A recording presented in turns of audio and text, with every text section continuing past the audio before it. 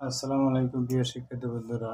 আজকে আমরা খুব সহজে কিভাবে সরলীকরণ বের করা যায় সে বিষয়ে সমাধান করার চেষ্টা করব। এখানে a bar b bar plus a b বার দেওয়া আছে।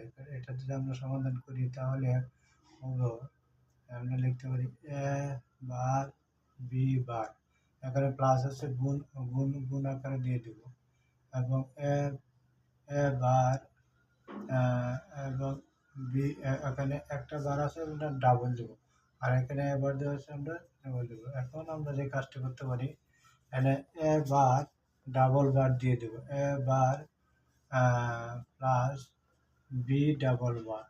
এখানে ডাবল বার যেখানে দেওয়া আছে এখানে বার উঠে যাবে, তাহলে এ বি, তাহলে এখানে আমাদের ডাবল বার যেখানে দেওয়া আছে সেখানে ডাবল বার উঠে যাবে। তাহলে ডাবল বার উঠে গেলে আমরা লিখতে পারি এ প্লাস এবং বি এবং এ বি। তাহলে আমরা এটাকে যদি গুণ করি, কমন নেই, তাহলে আমরা নিতে পারি কি, কমন নিলে লিখতে পারি এ